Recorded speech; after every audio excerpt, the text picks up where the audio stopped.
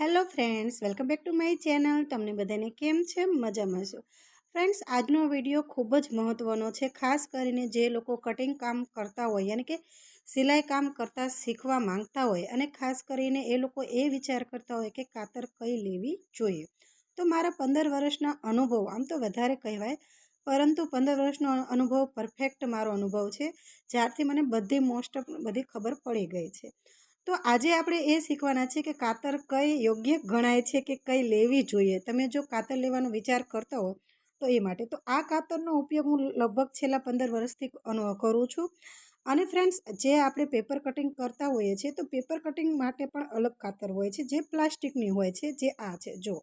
તો આનીથી આપણે paper cutting કરતા હોઈએ છીએ, પરંતુ આનીથી આપણે કાપડનું કટિંગ કરી નથી શકતા, એ આ જોઈએ છે.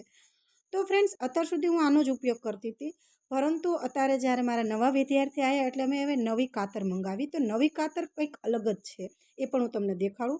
આ કાતરનો ઉપયોગ કરવાથી ઘણો બધો ફાયદો મને મળ્યો છે, નથી મળ્યો એમ નહીં, પરંતુ આ કાતર ચોમાસામાં છે ને વરસાદના પાણી ટીપા એવી રીતે પડે તો આ કાતર છે ને કટાઈ જાય છે, કારણ કે લોખંડની બનેલી હોય છે.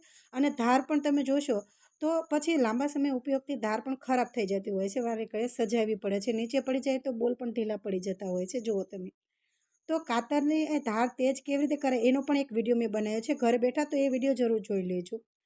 તો આ કાતર છે ને એનો ગેરફાયદો એ છે કે કમ્પ્લીટ આમ કટિંગ કરવા જઈએ ને એવી રીતે આપણને ફાવતું જ નથી હોતું. તમે જોજો, તમે જ્યારે લેશો એકવાર અનુભવ જરૂર કરી લેજો. બે કાતર તો આમ હોવી જોઈએ. તો એક આ કાતર છે અને બીજી હું તમને બતાવું એ કાતર છે. તો એ મારી વિદ્યાર્થીની કાતર છે. આ કાતર છે ને તે મારી છે.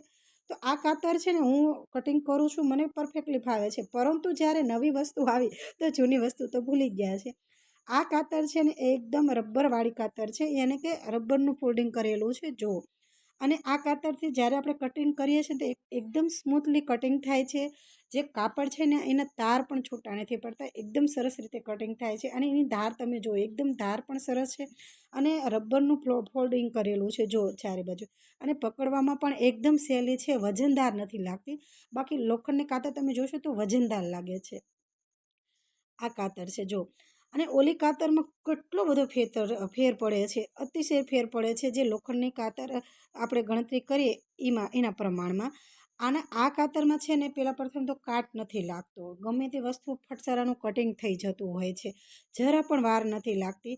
જ્યારે તમે જોશો કે લાંબો સમય આપણે જે પહેલી કાતરનો યુઝ કરતા હતા તો લાંબા સમય યુઝ કરવાથી કે નીચે પડી જવાથી એની ધાર તૂટી જતી હોય છે. આમાં એવો પ્રશ્ન રહેતો નથી. હજી અમે 2-3 મહિનાથી યુઝ કરીએ છીએ, એના અનુભવ પરથી કહું છું. પછી એવું લાગશે તો તમને આગળના વિડીયોમાં તમને જરૂર કહીશ. તો આ કાતરમાં છે ને આપણે તમે જોશો ગાજ બટન આપણે કટિંગ કરીએ છીએ તો ગાજ બટનમાં બહુ કેવર આવે છે, કેમ કે જો એકવાર પડી જાય તો એની ધાર થતી નથી.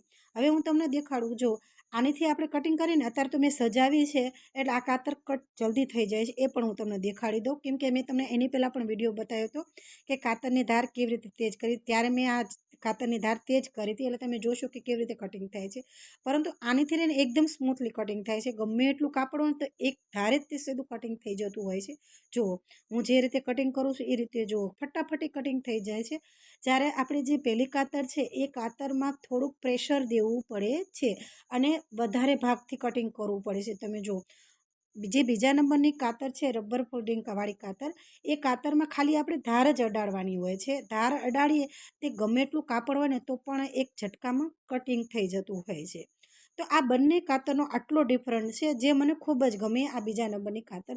તો તમે પણ જો આ કાતર ખરીદવા માંગતા હો તો આ જ વિડીયોના ટેગ પ્રોડક્ટમાં આની લિંક પ્રોવાઈડ કરી છે, જરૂર લેજો, કારણ કે હજી અત્યારે જ પ્રોડક્ટ લોન્ચ થઈ છે તો એનો ભાવ સસ્તો છે, તો જરૂર ખરીદજો.